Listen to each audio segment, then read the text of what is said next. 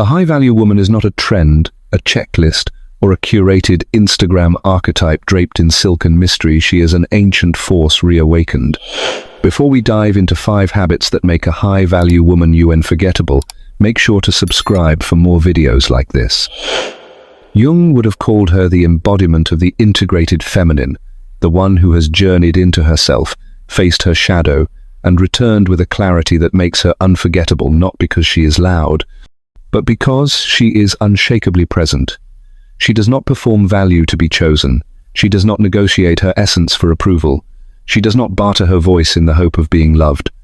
She walks into rooms with no need to dominate, and yet the air changes because she is not fractured, she is whole. And in a world that feeds off fragmentation, her presence becomes memory. What makes her powerful is not perfection but self-possession, not control but consciousness. She carries the scent of something ancient and unbroken, the kind of energy that men remember long after she has gone because she did not ask to be seen, she simply saw them. She held up a mirror and reflected not their ego but their essence, and that is why they cannot forget her.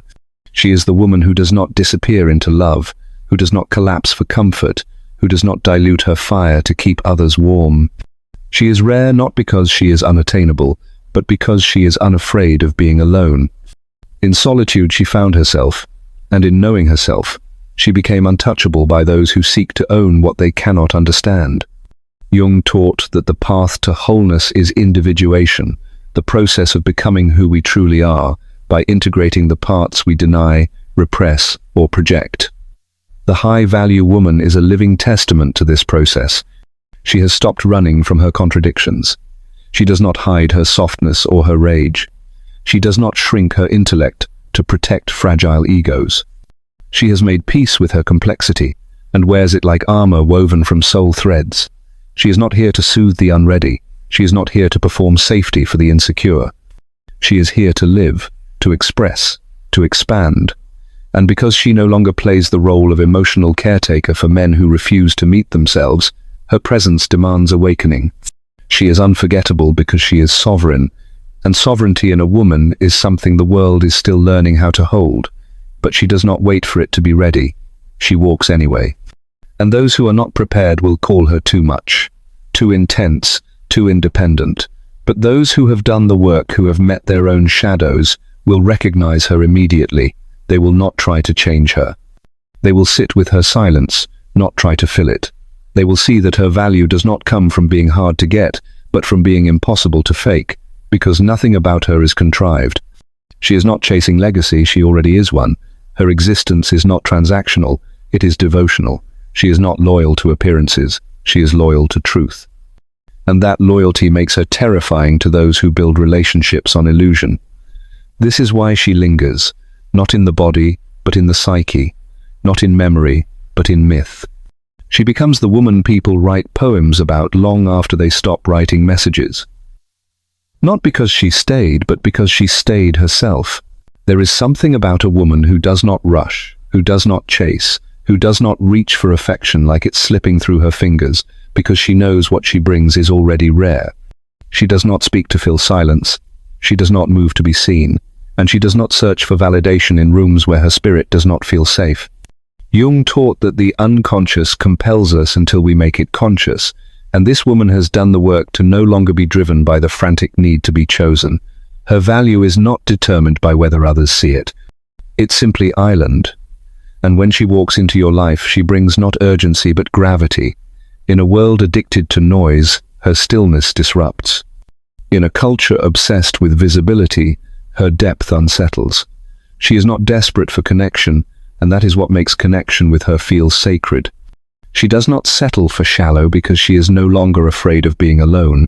She has eaten dinner with her loneliness, danced barefoot with her grief, made art from her confusion. There is nothing in her that begs to be saved, because she has already saved herself again and again. And now, she knows the difference between attention and presence, between desire and devotion, between a spark and a flame that warms for a lifetime. She no longer accepts love that feels like a performance. She does not build altars to potential. She does not interpret neglect as mystery. She reads energy fluently and listens not just to words but to the pauses between them. To be near her is to feel seen. Not flattered, not appeased, but witnessed. And that kind of gaze is not comfortable to those who hide behind charm. Insecure men feel her presence like pressure, because she sees through their performance to the unhealed boy behind it. She sees the parts they haven't integrated, the masks they forgot they were wearing. And because she doesn't need their affection, she doesn't play the game. She will not pretend confusion is chemistry. She will not stay silent to be liked. She knows herself too well to abandon her truth for temporary closeness. Her love is not a currency, it's a compass, and when it points inward, she follows. This is not detachment, it is discernment. She is not guarded, she is guided. And when she gives her time, her softness, her space, it is intentional, it is whole. She does not give to get. She gives because it overflows. But the moment you treat her love like a convenience, she will retreat with the same grace she arrived with, and you will feel her absence like a silence that echoes. You cannot mistake her for someone else. Because she is not molded by culture, she is carved by experience, sculpted by solitude, refined by reflection. Jung believed in the power of facing one's inner darkness to uncover light. She has done just that. And now, she walks with a kind of calm that makes insecure men restless, because they cannot manipulate what they cannot grasp, they cannot possess what does not cling, and they cannot forget what made them confront themselves. That is why she is unforgettable, not because she tried to be, but because in knowing her, you remember who you were before the masks. And you start to wonder who you could be, if you were that honest too. There is an unmistakable power in a woman who chooses solitude, not out of fear, but out of reverence. She does not fill empty space with noise or reach for distractions to escape herself. Instead, she makes solitude a sanctuary, a place to hear the unedited truth of her soul. Jung once wrote that loneliness does not come from having no people around you, but from being unable to communicate the things that seem important to you. This woman understands that deeply. She knows what it means to be surrounded and still feel unseen. That is why she cherishes solitude, not as isolation, but as alignment.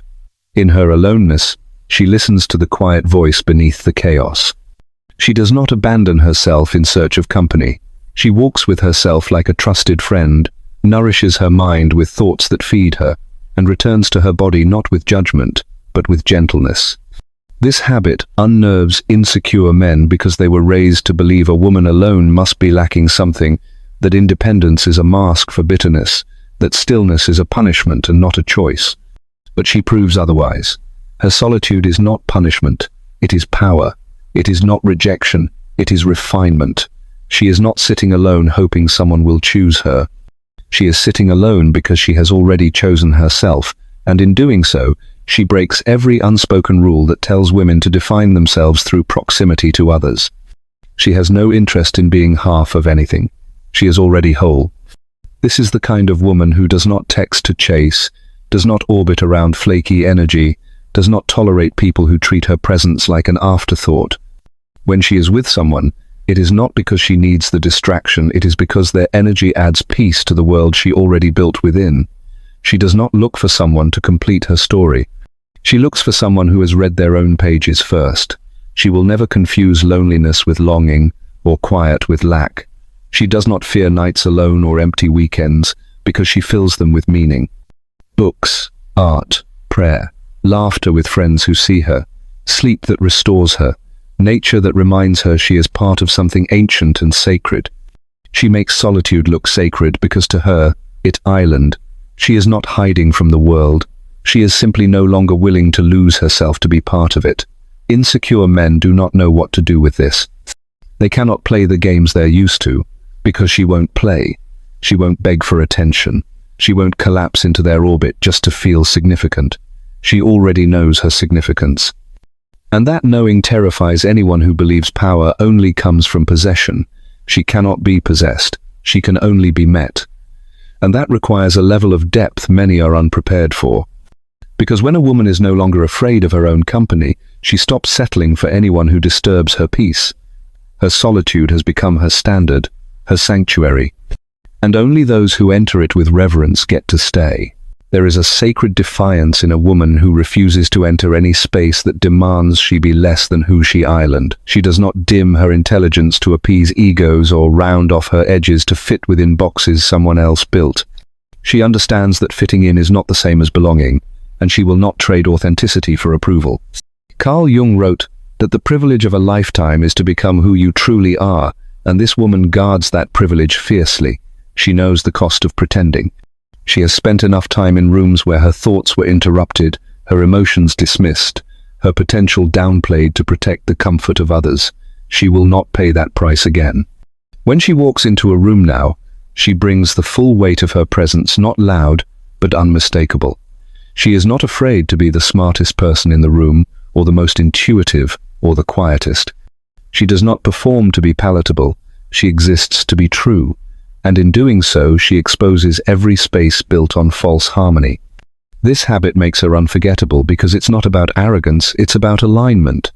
She does not attend conversations where she has to water down her language or smile through condescension. She does not attend relationships where her growth is perceived as a threat. She has outgrown the need to be liked by everyone, especially those who only approve of her when she is easy to ignore. Insecure men find her presence confronting because she does not play by the old scripts. She will not soften her truth to soothe a fragile ego. She will not shrink to make others feel big. Her refusal is not combative, it is sacred. It is the kind of resistance that protects what is real. She chooses rooms where truth is welcomed, not punished, where strength is respected, not resented, where depth is met, not feared. She does not chase invitations, she creates her own spaces, and that makes her dangerous to systems and people who rely on women staying small. Her silence is not submission, it is discernment. She watches first. She reads the room, not to adjust herself, but to decide if it is worthy of her presence. She does not enter with hunger. She enters with wholeness. She will not compromise her essence for validation. And if she must leave a room to remain in integrity, she does so without bitterness. She knows that protecting her soul is worth more than being applauded in a space that does not know how to hold her. Jung believed that individuation requires us to break free from the collective norms that keep us asleep. This woman is awake, fully, and her presence becomes a wake-up call to everyone still pretending. She does not shrink, she expands. And her expansion threatens those who have not yet found the courage to grow. But she does not apologize for her growth. She does not shrink herself to make others stay. She trusts that the rooms meant for her will rise to meet her, and if they don't, she builds her own. That is the power of a woman who no longer trades truth for entry. She does not knock on closed doors. She blesses them and keeps walking. When a high-value woman opens her mouth, she is not reaching for applause, she is reaching for clarity. She speaks not to impress, but to reveal. Her words are not rehearsed or sweetened for effect. They are rooted, deliberate, and often unsettling in their truth. Carl Jung taught that the most terrifying thing is to accept oneself completely, and this woman has done that work. She does not need her words to rescue her or decorate her worth. She speaks with the kind of precision that comes from self-respect, not performance. She is not verbose for the sake of filling silence. She has no appetite for small talk that disguises avoidance. Every sentence she shares is an extension of her inner landscape, cultivated, conscious, and unafraid. And that kind of speech unsettles insecure people who rely on performance to maintain connection. She will not flatter to gain access. She will not sugarcoat to protect feelings that feed on lies. She knows the difference between kindness and appeasement, and she chooses the former with honesty that sometimes burns but always liberates. Her tone is rarely raised, but always anchored. There is no panic behind her words, no begging to be understood. She is not auditioning for acceptance. She is expressing truth, and that is what makes her unforgettable. When she speaks, people listen not because she demands it, but because she does not waste breath on what is hollow. She asks questions that cut through pretense. She makes statements that echo long after the conversation ends, and she does not explain herself to people committed to misunderstanding her. This habit makes her magnetic in a world addicted to performance. Where many dress their language in fear, she walks bare. Not to shock, but to invite what is real. She speaks with the calm of someone who has nothing to prove and everything to protect. Her truth, her peace, her path. She will not be baited into debates that drain her. She will not be cornered into softness when her truth is sharp, and she will not be silenced by discomfort. She knows that clarity is not cruelty, that boundaries, when spoken, are not attacks, that naming harm is not the same as holding hate. She speaks to illuminate, not to dominate, to clarify, not to convince, and that terrifies those who speak only to survive. Jung believed that the unconscious reveals itself through the ways we communicate. This woman's speech reveals a self fully met, a self that does not need embellishment to be valuable. Her words are not curated for consumption. They are sacred offerings from a woman who has done the work to know what she believes, what she wants, and what she will no longer allow. That is why her voice carries weight, not volume, not drama weight. A groundedness that shakes the room gently but permanently. Insecure men and unhealed minds may call her cold, or too direct, or intimidating. But those who know truth recognize the courage it takes to speak without pretending. She does not seek to be palatable. She seeks to be understood by those who are ready. Her voice is not an invitation to fix her, it is an announcement that she has already done the healing. And in that sound, in that certainty, she becomes unforgettable. There is something hauntingly powerful about a woman who leaves quietly. Not because she is defeated, but because she has nothing left to prove. A high-value woman who knows her worth does not announce her exit with fireworks or plead for change with her last breath. She simply walks. She withdraws not to manipulate, not to punish, but to preserve what is left of her peace. And that quiet withdrawal speaks louder than any raised voice ever could. Carl Jung wrote that withdrawal of projection is the beginning of self-awareness. When she leaves, she is not running from pain, she is stepping into her clarity. There is no tantrum, no farewell tour, no dramatic closure ceremony, just distance, just stillness, just a woman who realized her silence was more healing than another explanation falling on deaf ears. This habit terrifies people who equate value with noise, who believe love must always be loud to be real, but she knows better. She knows the difference between effort and erosion. She knows that staying in a place where she is not seen is a betrayal of the self she fought to recover, and so she gathers her spirit and she leaves with grace. This woman has burned before. She has stayed too long before. She has tried to fix what did not want to be healed, but not anymore. Her withdrawal is not a wound, it is a boundary. A sacred line that says, "My energy is not up for negotiation." And that boundary unnerves those who rely on guilt to keep others in place. There is no need to slam a door when you know the silence will echo louder. She leaves rooms, relationships, and roles that once defined her without fanfare. Not because they meant nothing, but because she means more, and people notice.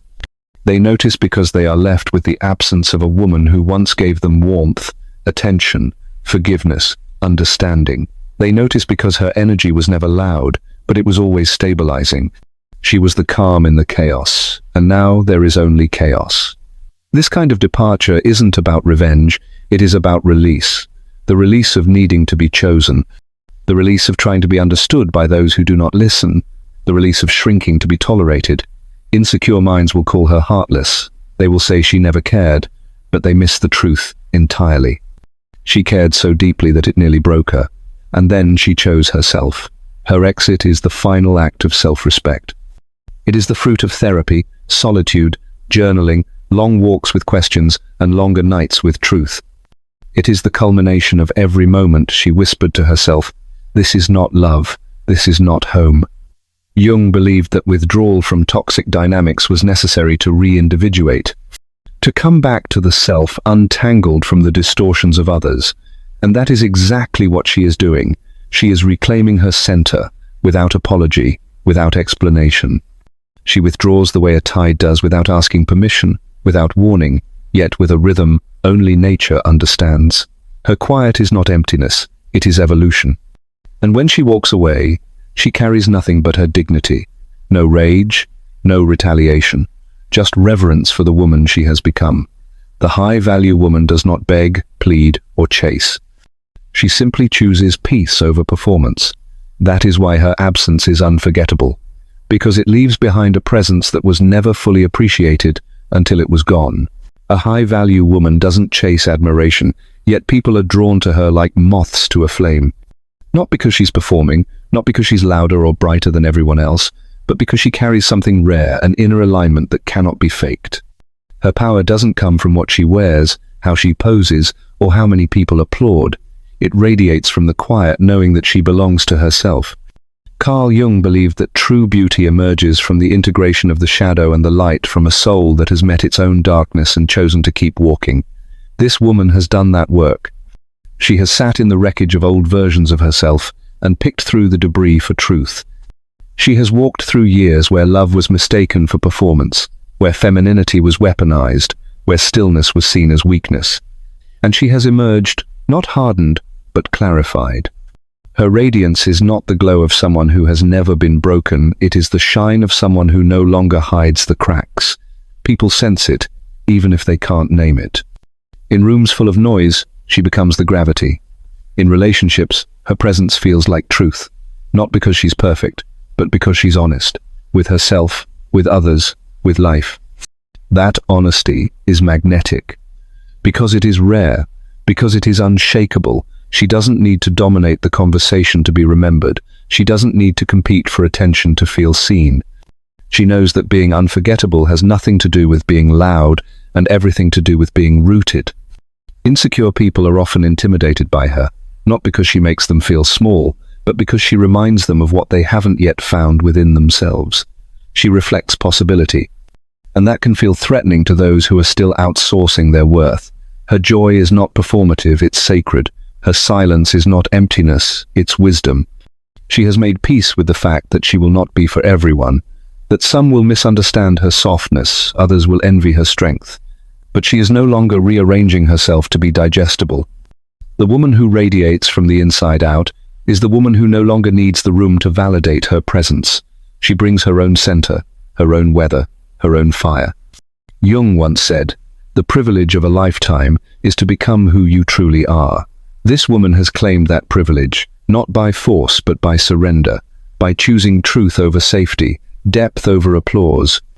And that choice has made her luminous, not in a way that burns others, but in a way that warms them, invites them, reminds them of their own buried light. She doesn't sparkle because of approval. She glows because she is whole. That is the final habit of the unforgettable woman. She is not waiting to be chosen. She has already chosen herself. And in that self-selection, she becomes a mirror, a catalyst, a legend whispered about long after she has left the room, not because she demanded attention, but because she embodied truth. What lingers after a high-value woman leaves the room is not her scent or the sway of her hips or the timbre of her laugh, though those may be remembered too. What truly echoes is the way she made people feel seen without spectacle, the way her silence held more weight than another's praise, the way her presence dared others to meet themselves more honestly. She does not need to be loud to leave an impression. She does not need to repeat herself to be heard. She speaks once, with clarity, and the truth of it lands like a seed in soil, sometimes blooming long after she's gone. Carl Jung wrote of the anima, the soul image of the feminine that exists in the unconscious of man, not as fantasy but as a guide toward wholeness. A woman who is integrated, self-aware, and unapologetically herself, stirs this archetype into consciousness. She becomes unforgettable, not because she flatters the ego, but because she stirs the soul. And that stirring can feel unsettling to those who have only known women who shrink. She doesn't shrink, she doesn't beg, she doesn't wait. Her love is not a performance, it is a presence. And that presence confronts others with their own emotional underdevelopment. Many will not know what to do with it. Some will call her too intense. Others will attempt to reduce her to something simpler, something safer, something they can control. But she will not be simplified. She will not be softened to soothe anyone's fragility. She is unforgettable precisely because she is not afraid of the discomfort that depth brings. In fact, she expects it. She knows that every soul she encounters is in some stage of remembering itself, and she chooses not to interfere with their timing. She does not rush understanding, she plants seeds. Her power is not in persuasion, but in reflection. She reflects what is real, what is missing, what is possible, and for those who are ready, that reflection is transformative. For those who are not, it is terrifying. Jung believed that the shadow, once made conscious, loses its grip. This woman's presence makes shadows conscious, not by force, but by contrast. By being who she is without apology, she exposes the ways others contort themselves to be liked. She invites honesty by being honest. And she inspires reverence not because she asks for it, but because she lives in such a way that demands it. When she leaves, people feel the absence of what was true. Not because she withheld herself, but because she offered something so whole that its absence becomes undeniable. She is unforgettable not because she stays forever, but because when she is there, she is all there. That kind of presence imprints. It alters timelines. It becomes a turning point in someone's story. Long after she is gone, her words echo. Her silence echoes louder. Her truth becomes a reference point for those who didn't know what they were missing until she arrived. And though she may be remembered for many things, her strength, her softness, her sovereignty, it is the way she never abandoned herself for the comfort of others that people remember most. That is her legacy. That is her echo. That is her power. There is an unmistakable magnetism in a high-value woman who no longer chases what does not choose her with clarity. She does not persuade, prove, or plead for space in anyone's life because she understands that energy, which is not freely given, becomes a transaction, not a connection. She has sat long enough in silence to recognize the pulse of authentic resonance, and she no longer trades her peace for attention. Carl Jung taught that the individuation process is one of becoming inwardly whole, and a woman who has walked through her own psychological forest, who has looked into her own darkness and made peace with it, no longer seeks external validation as a compass. She is no longer seduced by breadcrumbs or made dizzy by hot and cold affections.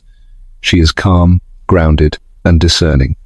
And that stillness draws people in, not because she is trying to be desirable, but because she is whole within herself. She is not playing a role, she is living in truth. She attracts not with volume but with alignment. When she walks into a room, she does not scan for approval, she observes. When she listens, it is not to respond, but to understand. When she speaks, it is not to dominate, but to express. That subtlety confuses those who rely on charm to manipulate and chase to feel worthy. Insecure people may interpret her calm as arrogance, but it is only the discomfort of not being able to control her that makes them project. She is not a riddle to be solved or a prize to be won. She is a presence to be met fully or not at all, and if someone is not ready, she lets them go without resentment. This is what makes her powerful, her capacity to walk away not with bitterness, but with grace. She does not collapse when something ends. She reflects. She recenters. She returns to herself, always. Jung believed that projections are unconscious content thrown outward. When someone projects their wounds onto her, hoping she'll fix them or carry them, she doesn't take the bait. She does not perform savior. She recognizes what is hers to hold and what is not. That discernment, that refusal to chase what isn't reciprocal, is not coldness, it is clarity. She knows that chasing creates imbalance. That when one gives while the other withholds, it becomes performance instead of partnership, and she is not interested in performing. She has done that before, perhaps as a daughter trying to earn love, or a partner shrinking herself to be easier to digest, but not anymore. She attracts now what is emotionally available, what is present, what is rooted, not because she demands perfection, but because she has become aware of her own worth. That awareness radiates, not loudly, but consistently. She doesn't need to announce her standards. They are felt in how she moves, how she pauses, how she chooses. And those who cannot meet her there often retreat, not because she pushes them away, but because they were never grounded enough to stay. In that way, she filters not with force, but with frequency. She lives at a vibration where only the true can endure. And that, in the end, is what keeps her unforgettable. She is not chasing anything, she is becoming. And in that becoming, everything meant for her finds its way not because she hunted it down, but because she made herself into a place where it could land. There comes a moment in a high-value woman's life when her self-worth detaches from external negotiation, and when that shift happens, something irreversible awakens in her. She no longer flinches when someone disapproves, and she no longer shapeshifts in an effort to be chosen. She realizes that the cost of being palatable is often the burial of her truest self, and she is no longer willing to pay that price. Carl Jung said, "The most terrifying thing is to accept oneself completely," and this woman has walked through that terror. She has confronted the pieces of her that once sought permission to exist, and she has sat with them until they felt safe in her own skin.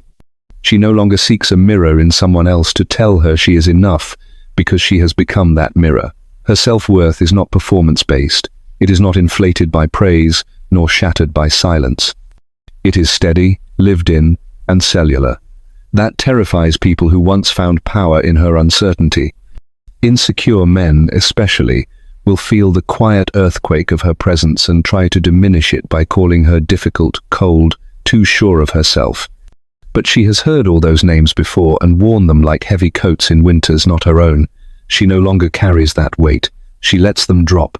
Jung spoke often of the shadow, the disowned parts of ourselves that we cast onto others. And when a woman like this enters the room, those who have not faced their own shadow will try to make her carry it. They will try to make her responsible for their discomfort, their feelings of inferiority, their need to dominate. But she will not absorb projections anymore. She will not shrink to make others comfortable. She will not argue with someone determined to misunderstand her. She will not trade her peace for proximity, because her self-worth has boundaries now. Boundaries that are not cruel, but clear. Boundaries that do not ask for understanding, but enforce alignment. She does not need to be liked to feel valid. She does not need to be agreed with to feel sane. She does not need to be chosen to feel lovable. She knows who she is, and that knowing is her sanctuary. It is her armor and her softness. It is her lighthouse in storms and her silence when noise demands reaction. A high-value woman with unshakable self-worth does not look for thrones to sit on. She becomes the ground others must rise to. And that shift, the movement from external seeking to internal anchoring, is what makes her unforgettable. You cannot manipulate someone who doesn't need your approval. You cannot bait someone who is not hungry for attention. You cannot control someone who has made peace with solitude. That is her power, not in being better than others, but in being deeply rooted in herself. Her value is not up for debate. It is not on a discount shelf. It is not a currency she trades to avoid abandonment. She is not arrogant. She is not distant. She is simply intact. And in a world that profits from female insecurity, a woman who knows her worth is a revolution. She carries that revolution in how she walks, how she says no, how she does not chase, how she rests without guilt, how she loves without losing herself. And to the right people, that is radiant. But to those still ruled by their shadows, that is threatening. She knows, and she stays whole anyway. There is something about a woman who no longer plays roles that makes people deeply uncomfortable, and not because she is aggressive or unkind, but because her presence makes it impossible for others to keep pretending. When she walks into a room, the masks others have carefully stitched to their faces begin to itch. The performance of confidence, the costume of charm, the scripted lines of approval-seeking all begin to fray under the gaze of someone who's simply island. She doesn't posture. She doesn't perform. She doesn't entertain artifice. And that makes her dangerous in a society where inauthenticity is rewarded. Carl Jung said, "People will do anything, no matter how absurd, to avoid facing their own souls, and a woman like this becomes a mirror they cannot look away from. She is not loud, but her silence echoes. She is not passive, but her restraint speaks volumes. Her calm unsettles the frantic. Her clarity rattles the disoriented. She carries herself with a groundedness that cannot be taught, only earned through countless internal battles most people are too afraid to fight. She has chosen discomfort in the name of growth. She has walked away from applause that required her to betray herself. She has lost people, positions, and praise, and still she stands. And because she is no longer available for roles that require her to dim, she threatens those who rely on performance for identity. Insecure men, especially, often perform masculinity like a play that never ends, always needing a stage, a spotlight, and a submissive supporting actress. But when they encounter a woman who refuses the role, who will not laugh on cue or shrink on command, they do not know what to do with her. She is unyielding in the most unnerving way. Not because she tries to dominate, but because she cannot be dominated. She does not seek to compete, but neither will she comply. She listens more than she speaks, but when she speaks, every word lands like a truth long denied. Her presence makes others feel seen, not the polished parts, but the raw ones, the afraid ones, the unfinished scripts they hide behind. And some will mistake that discomfort for judgment, for superiority, for coldness. But it is none of those things. It is simply the quiet power of someone who no longer needs to prove anything. Jung would call it individuation, the becoming of the whole self, the shedding of false personas, the integration of shadow and light. And when a woman walks that path, she becomes a living contradiction to the roles others are still imprisoned by. She becomes a kind of freedom that threatens the entire structure of performance. She does not clap for ego. She does not flatter dysfunction. She does not reward the rehearsed over the real. And because of that, those addicted to performance will either flee from her or try to vilify her. She knows this, she expects it, and still she stays rooted, because her life is no longer a play, it is a prayer, it is a truth lived out loud, whether others are ready for it or not. And that is why she is unforgettable, not for her drama, not for her need to be seen, but for her refusal to pretend. In a world of costumes and cues, she is the unscripted moment that reveals what is real. There comes a time in a healed woman's life when she no longer negotiates with her own intuition, and when that moment arrives, her standards become not just personal preferences, but living boundaries that rewrite the emotional script of every room she enters. She is not driven by what is popular, easy, or palatable. She is driven by what is true. Carl Jung once said that, "Until you make the unconscious conscious, it will direct your life and you will call it fate." And this woman has made the unconscious conscious. She has questioned the scripts that once told her love meant self-abandonment, that femininity required self-sacrifice, that being chosen was the highest prize a woman could hope for. She has torn up those scripts and written new ones with her own blood and clarity, not to prove anything to the world, but because her soul could no longer survive the lie. Her standards are not unrealistic, they are revolutionary. They are not cruel, they are clear. They are not walls, they are doors that only open for those who bring integrity, presence, and emotional fluency. She is not impressed by wealth if it comes without warmth. She is not seduced by charm if it masks cowardice. She is not moved by attention that cannot evolve into intention. And when insecure men encounter her, they often feel it first as a threat, not because she attacks them, but because her standards reflect what they have yet to become. She does not chase. She does not entertain potential. She does not make excuses for behavior that betrays her spirit, and that refusal forces others to either rise or retreat. Her presence becomes a filter, not by force, but by frequency. Those who are not grounded in themselves will find her unnerving. Those who manipulate will find her unreadable. Those who seek to consume will find her unavailable. She has done the work to know what her peace costs, and she will not trade it for proximity, performance, or temporary pleasure.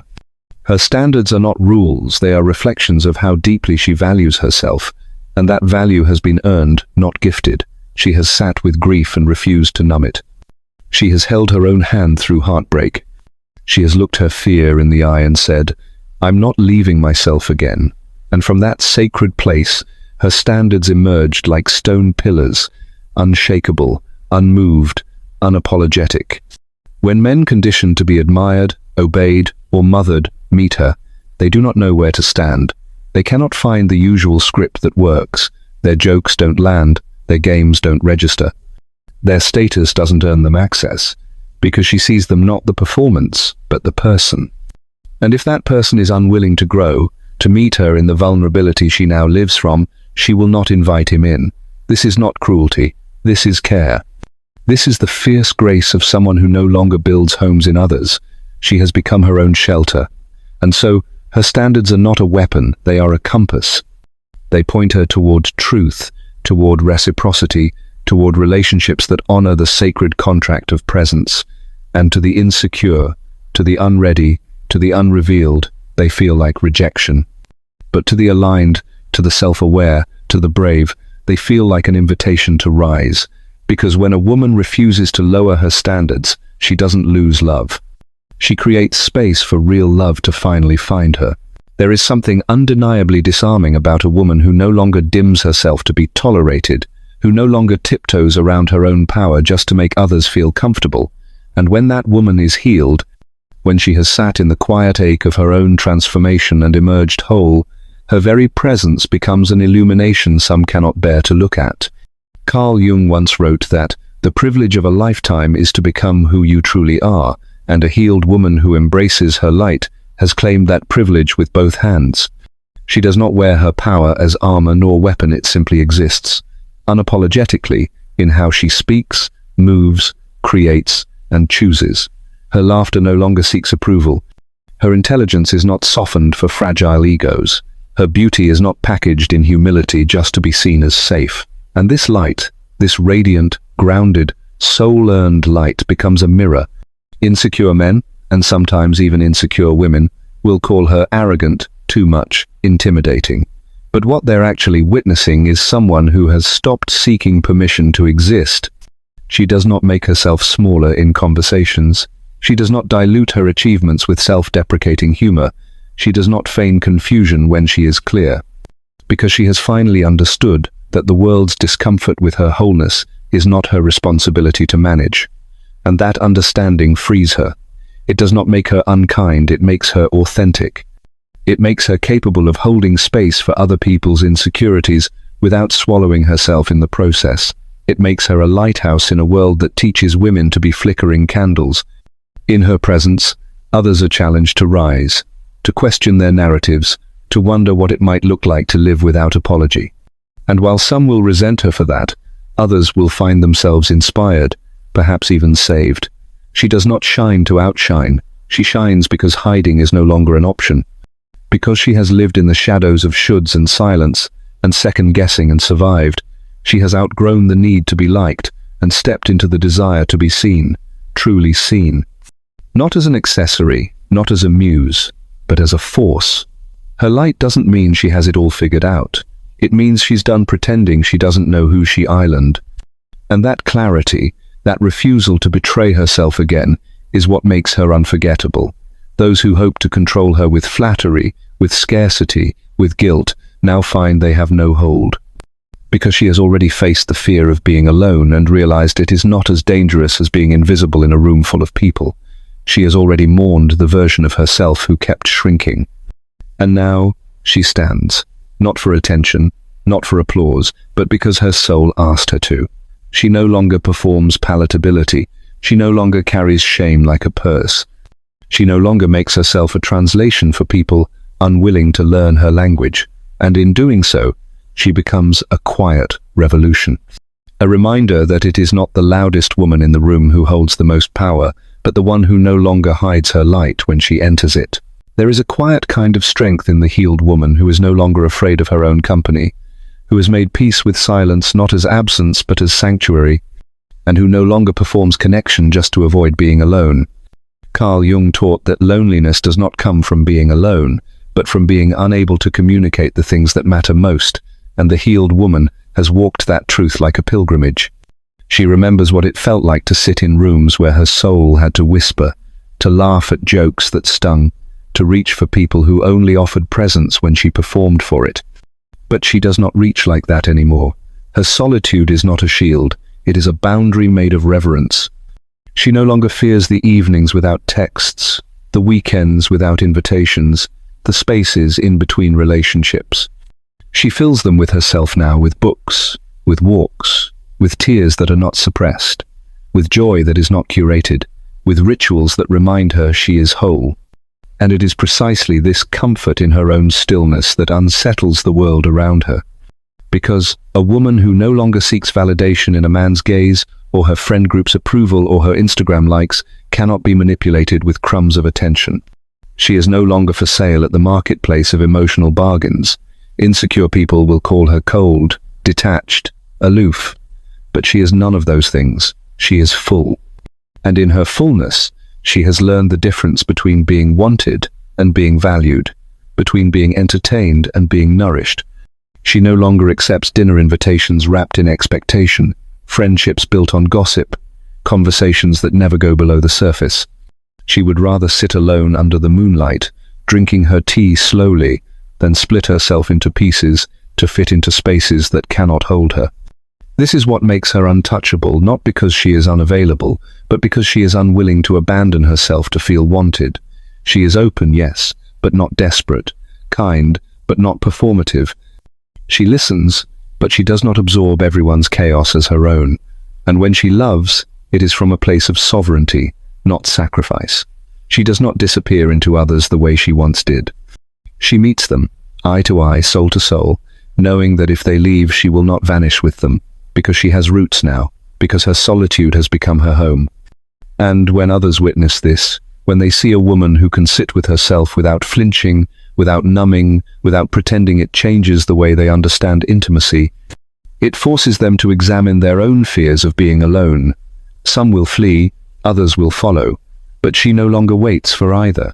She simply lives, fully, quietly, powerfully. And in doing so, she redefines what it means to be whole.